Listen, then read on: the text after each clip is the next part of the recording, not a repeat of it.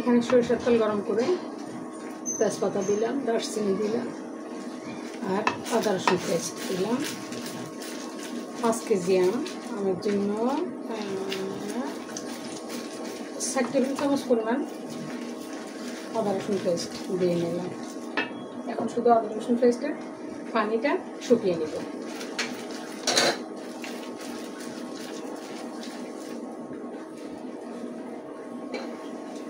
সাথে একটু হলুদ গুঁড়া দিব,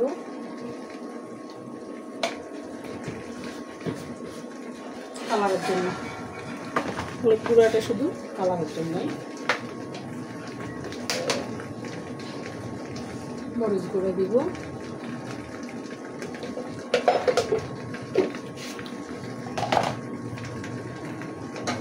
1 টেবিল চামচ পরিমাণ মরিচ গুঁড়া দিলাম। এইভাবে করে আমি পানিটা টেনে দেব।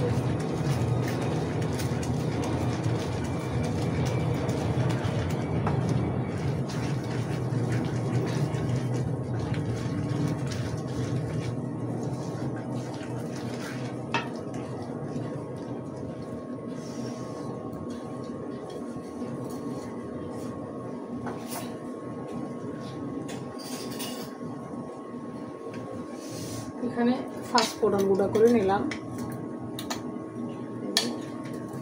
তেলে গুঁড়া করে নিলাম। এখন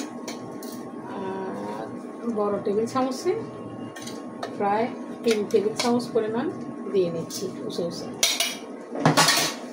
একদম উঁচু করে 3 টেবিল চামচ পরিমাণ দিলাম পাঁচফোড়ন। চিনি দিয়ে এখানে মরিচের ফাঁকি দিব।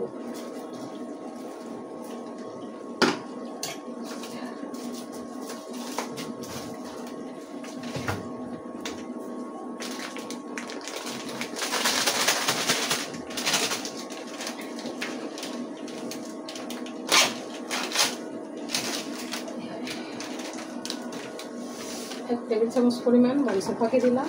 আর এখন পরিমাণ মতো চিনি দিয়ে নিচ্ছি। চিনিটা গলে যেন পানি বেরিয়ে আসে, এই জন্য চিনির পানিটা বের হওয়ার পরে চিনির পানিটা শুকিয়ে নেব।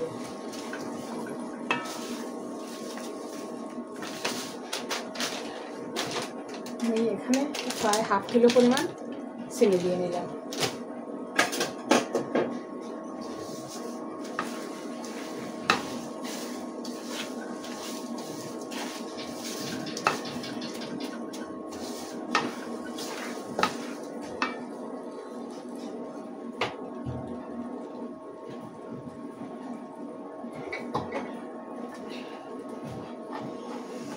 এই সময় এসে একটু ভিনেগার দিচ্ছি।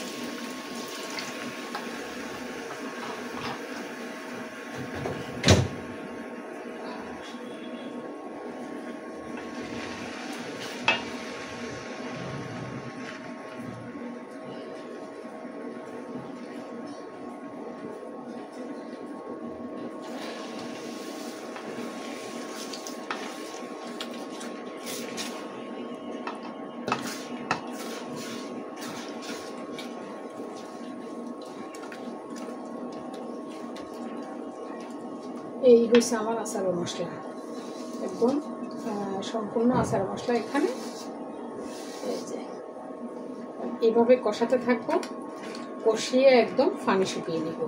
তারপর ওরা আমটা ঢেলে দেব। পানিটা যদি শুকানো না হয় আচার নষ্ট হওয়ার সম্ভাবনা বেশি থাকে।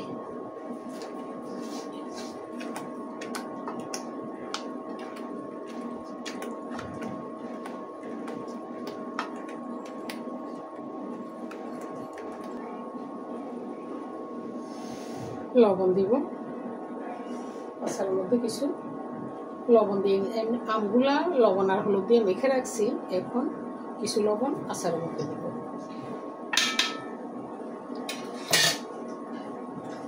আচারের মধ্যে লবণটা কম হইলে আচার নষ্ট হওয়ার সম্ভাবনা খুব বেশি থাকে, তাই আচারের মধ্যে লবণটা দিতে হবে একদম ঠিকঠাক।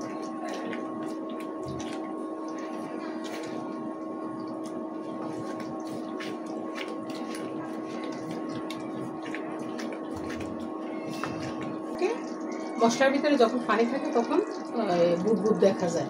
এই যে একদম পানি যে বুদবুদ, একটা পানির একটা উপরে যে বুদবুদ থাকে ওই বুদবুদটা তেলের মধ্যে একদম বেশি উঠে যখন পানিটা থেকে যায় মশলার মধ্যে।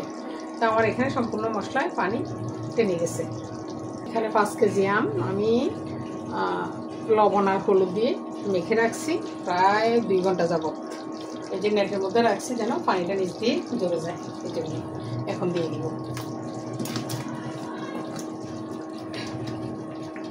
এই যে আমার আমগুলো একদম যে পানি বের হয়ে গেছে, লবণ মাখিয়ে রাখাতে লবণ হলুদ ভিজে ভিজে।